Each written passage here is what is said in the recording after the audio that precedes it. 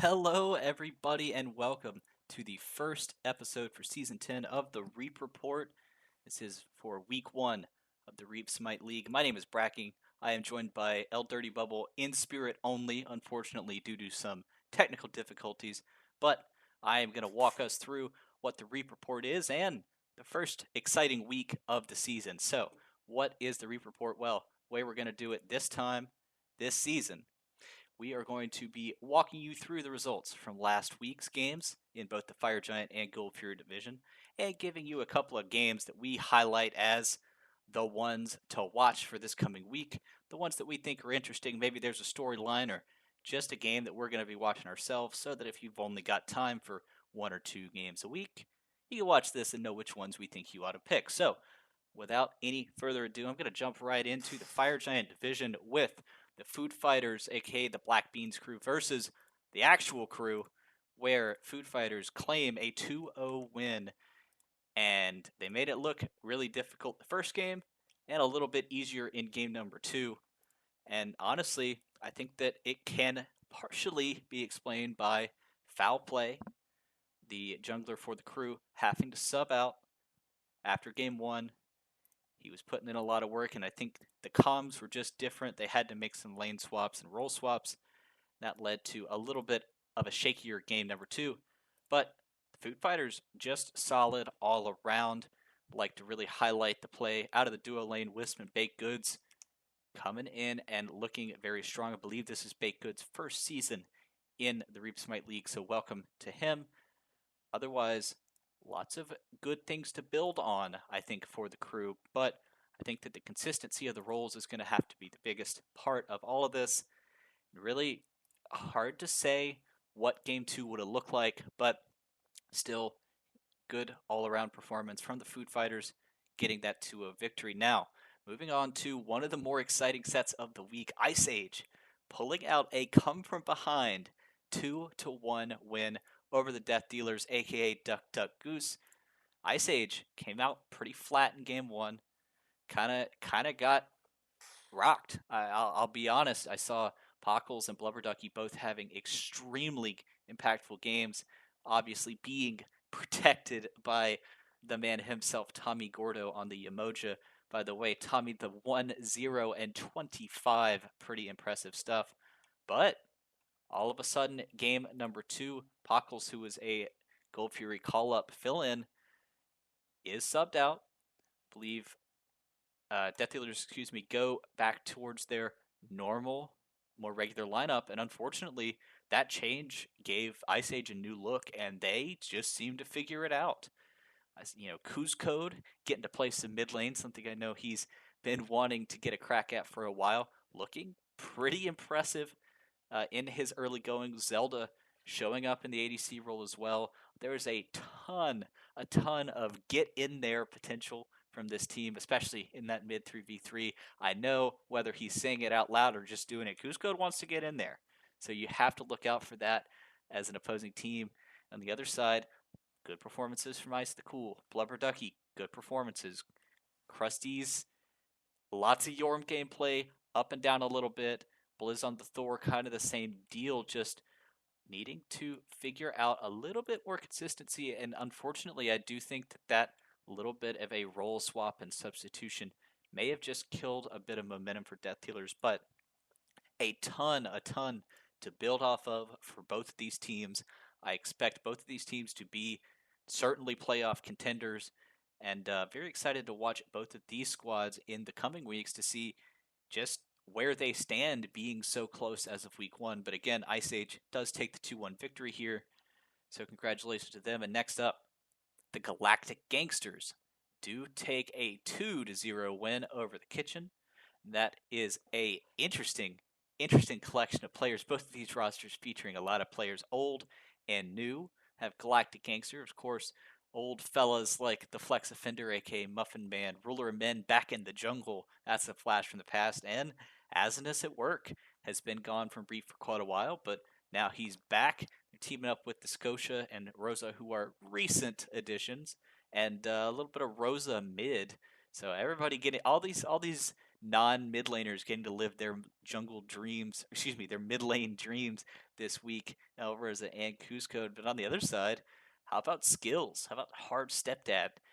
Names that have been around this league for a long time with some new names. Heal Me, I believe this is his first season. Deez and Grey Polar Bear have been around for a little bit, but really it's just the Galactic Gangsters. They win game one very comfortably. They make the Charybdis pick look extremely good, good enough that the kitchen felt they had to take it away. Yes, that is right. 100% pick rate for Charybdis in this set. Muffin Man having a little bit more of a struggle on the Izanami compared to that Charybdis, but it did not matter as the Scotia as well as Rosa had pretty sizable games, enough to lead them to a win.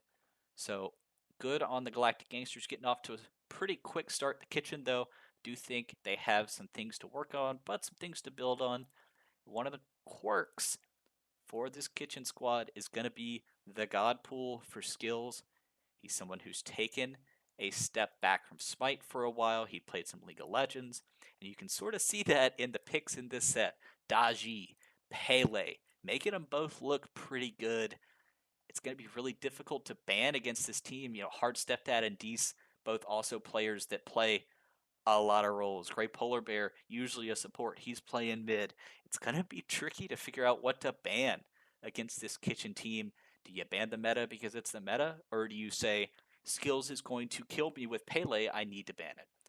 Something to look out for. But another thing to look out for is this King's Court squad getting the 2-0 over the Gunshow Shoguns. And it was really coming from all directions, but have to give special shout out to, well, I'm going to give a special shout out to Crooked Stick as an ADC player myself. First game made it look like it was no big deal, just 3-2. Did a lot of damage, but no one looks at player damage, right? Well, maybe you should go for stats in game 2. Drops the 10, 0, and 9 to go along with Reaper's 3, 0, and 17.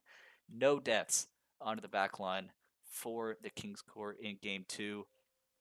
And honestly, that is kind of the story. It was so much pressure coming out from that one Panther, especially on that Ratatasker, and really just a lot of great peel coming off of Kai, who they just couldn't get to that backline to deal any damage. And on the other side, for Gunshow Shoguns, just a pretty interesting collection of players.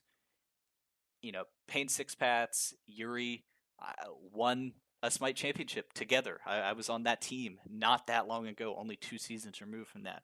Sneaky Dream and Bops have both been standout players in this league before. But reading those names off, if you're familiar with them, you probably aren't expecting Yuri in the jungle, Sneaky Dream solo, Bops in support. Just maybe some off-rolling or people getting used to their new main roles. It just didn't quite mesh, but I don't think that there's any reason to panic too early. This season, again, I want to remind you all in case you did not know, there has been a change to the playoff format. Only 6 teams from each division will make the playoffs, so 2 teams won't make it. But you got a lot of games left to play. There's no need to panic right now if you are the Gunshow Shoguns or any of these teams that have fallen down a set early. Hey, half the teams lose week 1. That's just how it goes. It's really all about how you're going to pick yourself up. With that, I want to jump into our 2 highlighted Fire Giant games for this week.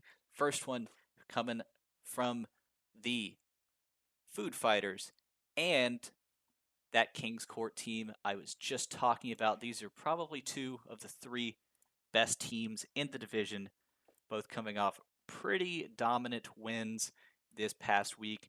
Going to be interesting to see where that pecking order hashes out, and it's going to be super interesting to check out this mid 3v3. I do think that we're probably going to see that Ratatasker banned away from that one Panther every time. I don't think that he's going to get that, but really it's going to be tricky for the King's Court to play around that mid 3v3, specifically because Reaper, very, very good, especially with the meta picks, but mostly the mages, a little bit of Marticarus here and there. On the other side, though, Azure has played, I believe, just about every role competitively over the last couple of months. Certainly has played some jungle, certainly has played some support.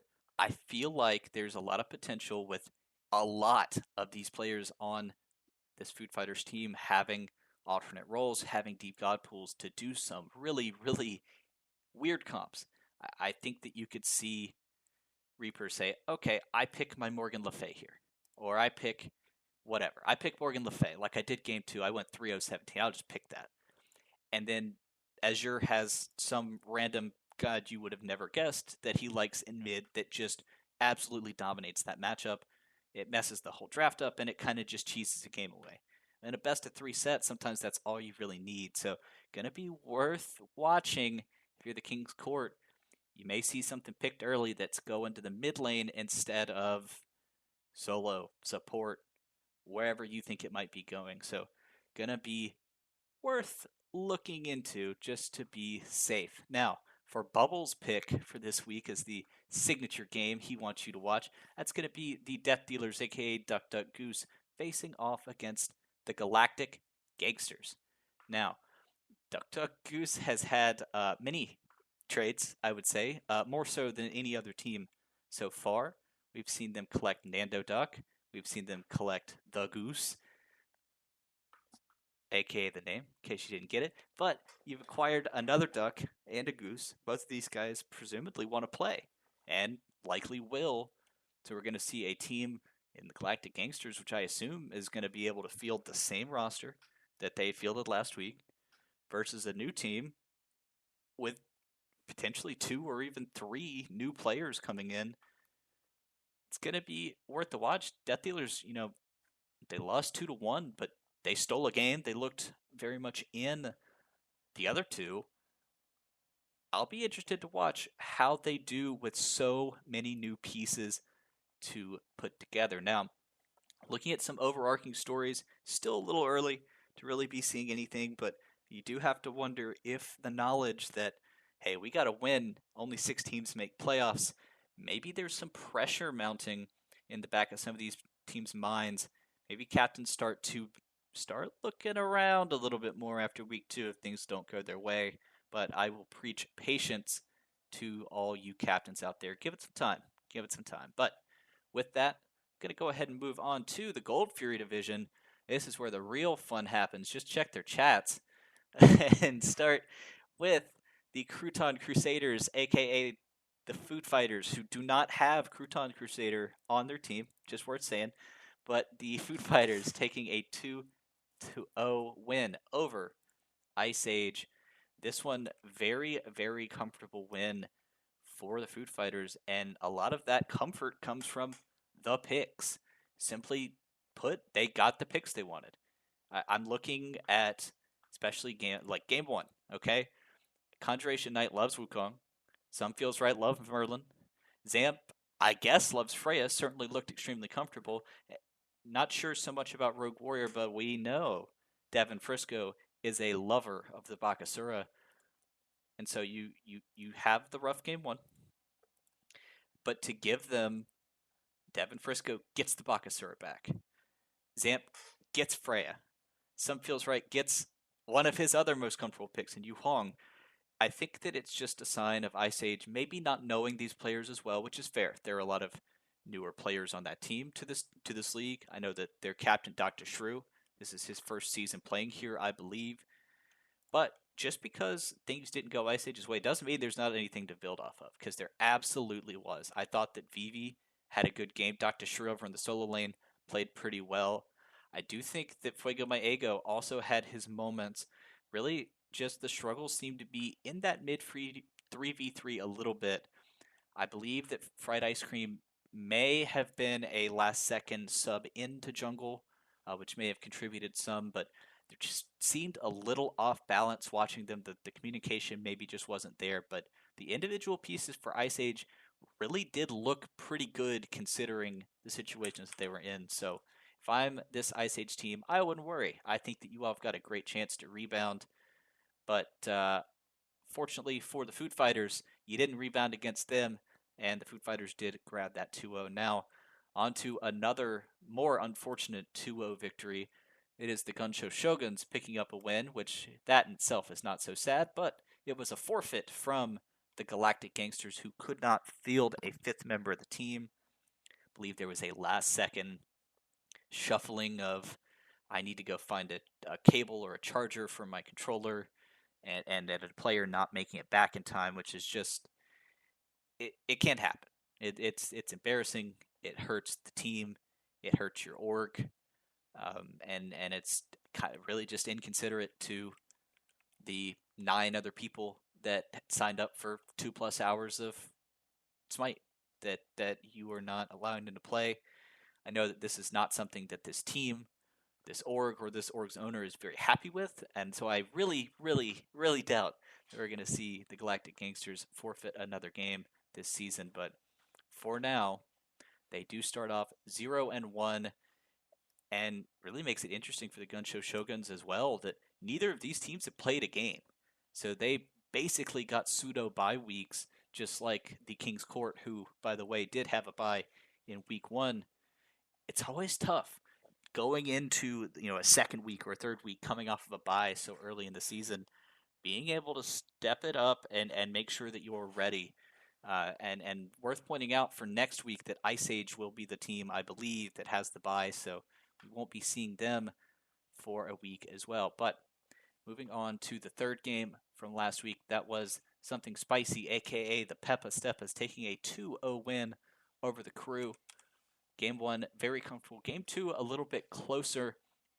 Really, you have to give a big shout out to the dive from this Peppa Steppa's team. All in all, the whole team looked very, very good, but Trixie Dreams and Professor Chaos on the mid lane running that Merlin, both, I believe, first-time players in this league.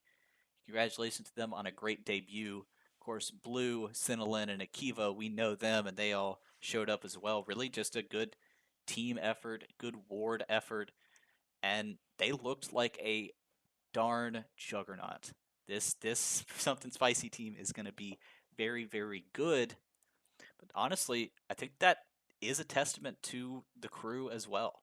They may have just faced an early contender for the best team in the division, but you're looking at a good performance from a lot of these players, unfortunately just not in the same games. Anbu Black Ops had a good game both times. Crouton Crusader had a good game too. I thought that Chef Baba was a pretty consistent member of this team, especially in game 2. But just putting the pieces together and learning to play together a little bit more, I think, is going to do a lot of work for the Crew. And honestly, game 2, you can really see it if you look at these game logs. The wards, they just warded more. It looked like they were more interested in the warding.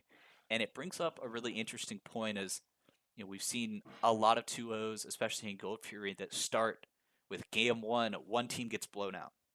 And this is a point that actually Dirty Bubble made to me, and I'll credit him, and I know he would make it if he could be here right now. There's a tendency in Gold Fury, and at this level, it's been a thing in Gold Fury here before. It's been a thing with this kind of level. Your Loki divisions and your OSL, they're the Crete division. That level tends to have a lot of these where you come in flat in the first game and you get rocked, but then all of a sudden you toughen up and you keep it a lot closer game 2, but you're just not able to swing it back in time. I think that that's really going to make the difference for a lot of these teams going forward, is showing up ready to roll. And sometimes you really can just hit the other team really hard, really early, and put them on their butts, put them really far behind. So will be interesting to watch as we move further into the season, which teams are able to gel, which teams are able to show up and be really ready to play. And moving on to our final game of last week for the Gold Fury Division, Death Dealers taking the 2-0 against the Kitchen in what was honestly a really similar fashion to what I was just talking about. Game 1 came out and everybody had a heck of a game, but especially Pockles and Seepage just bringing the damage from the back line and doing it early and often. We saw the double Whirlpool comp with the Bastet from Chio and the Poseidon Whirlpool, of course.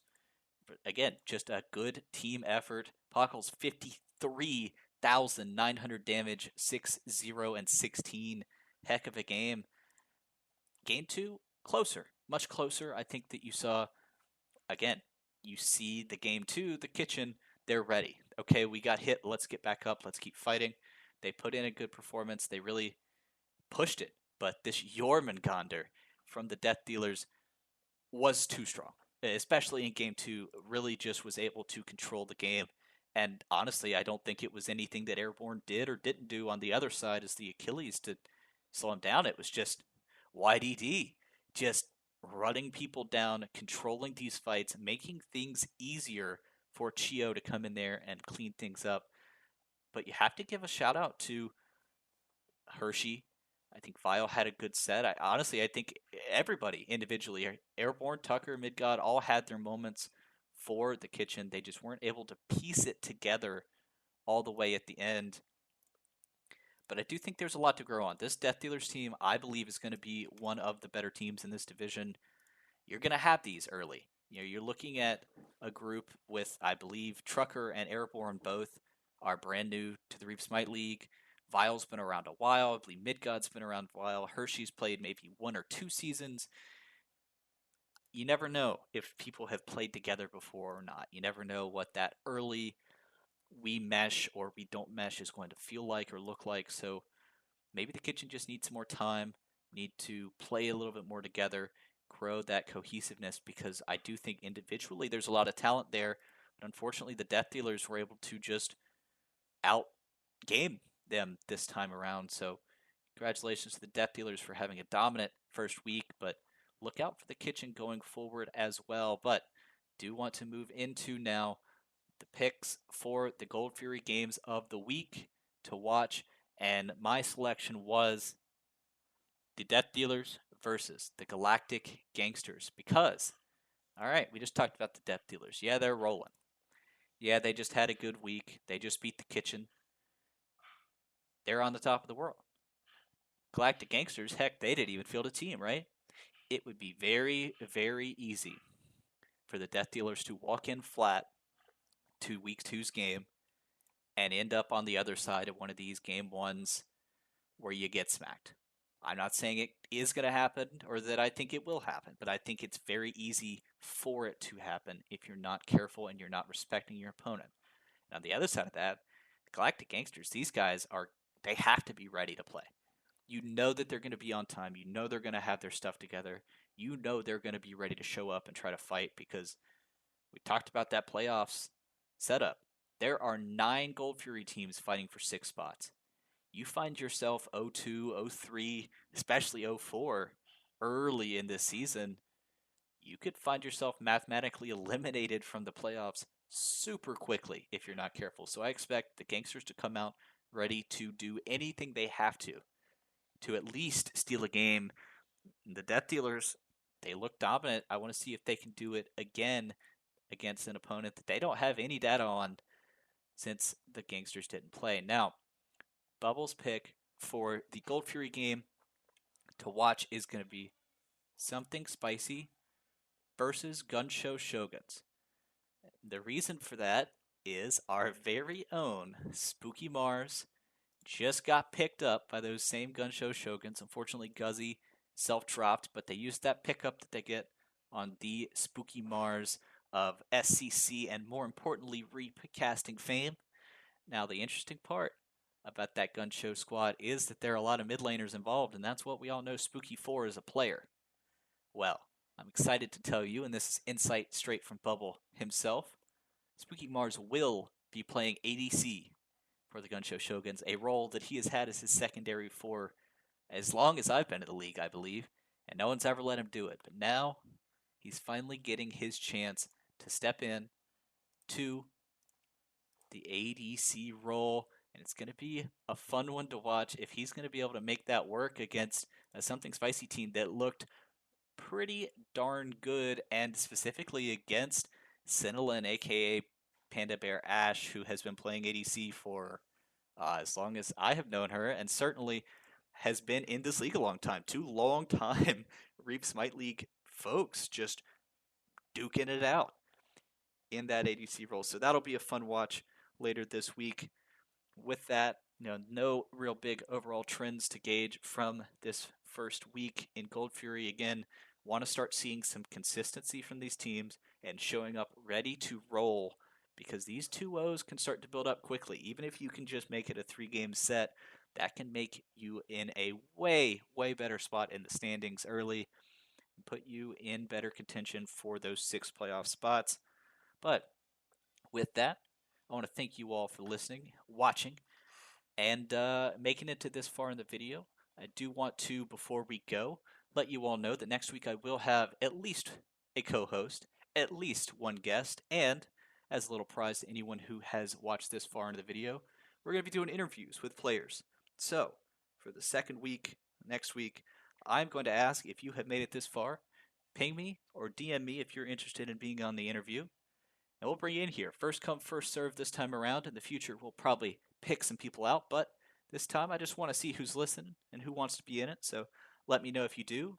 Also, let me know if you have feedback about this series or another series you think we should be putting together for the Reap Smite League. Other than that, I want to thank you all one more time for watching, and everybody behave and have a good time.